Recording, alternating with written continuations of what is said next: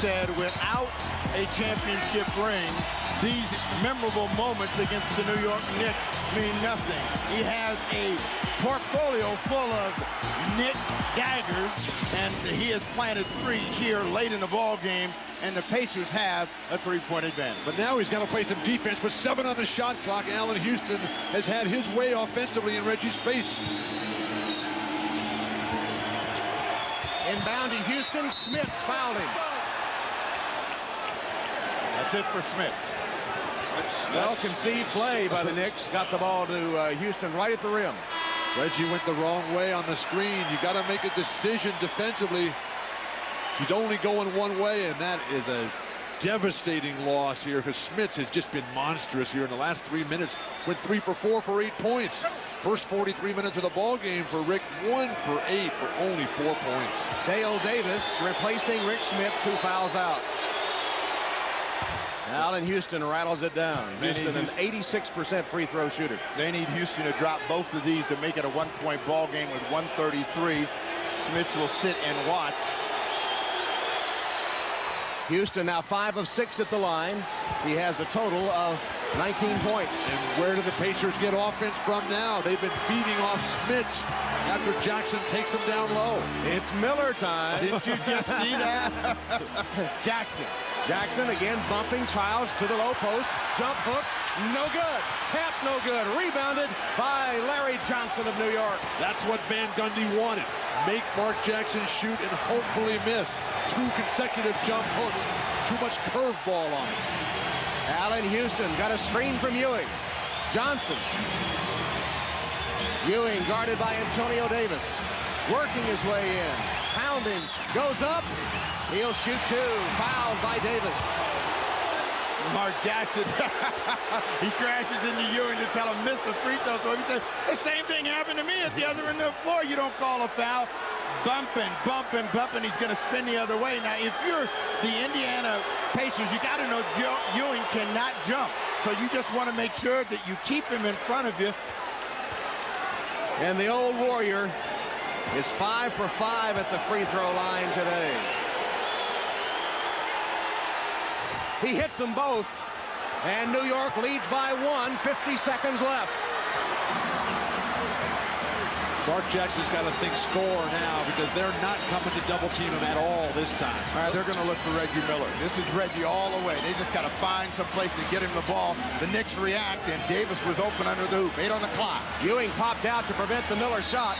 And now here's a foul on Childs with 4 on the shot clock. A lot of time left in this game. Van Gundy. What were those rings you were talking about earlier, Steve? He got a 3rd on that one. I mean, right here, they're out in front, hands in the back, and this is where they're going to call the hand check, and it's a tough call because there's been a lot more contact. Jackson at the line. That's a bad call. Free throws all even, 20 of 25 each end of the floor. And now Jackson, who hits 82% in the regular season, sinks that one. Kurt Thomas replaces Latrell Sprewell for New York. Sprewell is not happy about this. This is money time. They're going to call a timeout here. They're just giving him extra chance to rest, and they're putting some rebounders in there. But they only have 1 timeout left. Remember, Portland got burned at the end of yesterday's game with no timeouts. Missed it. Over the top, Antonio Davis with a loose ball foul. Ewing had position. Again, we've documented he can't jump, but he had the inside position and the foul on Davis. Jackson tried to measure that free throw. When it left his hands, it was long. Ewing inside. Davis comes over the top. So Patrick Ewing will walk the other way, and Sprewell says, if I'm not in there, I can cheer. 5th foul on Antonio Davis, and Patrick Ewing perfect at the free throw line today with 14 points and 9 rebounds. We're tied, and now the Knicks go up 1 on the Ewing free throw as Thomas goes out and Sprewell returns. You know, the Pacers are probably going to take a timeout, 5 seconds between shot clock and game before this one is over. Ewing, clutch free throws. He's 8 for 8. 6 points in the last minute 40 for New York. And the Knicks lead by 2. No timeout. Surprising for Bird. The Pacers have had a lot of trouble with close games this year, losing 5 one-point games. Reggie Miller misses the 3. Rebounded by Childs, and he's fouled. 12.4 seconds left. They went for the winner right there, the ultimate gamer, with Reggie Miller coming around the screen and going for a 3-point shot. Houston has got him out of bounds, and he will get enough distance to get this one away, but not this time. The Pacers were confused coming off that made free throw. A lot of them looked like they thought they were going to call a timeout. Reggie very quick to pull that trigger. There was a lot of time left. Chris Childs at the free throw line.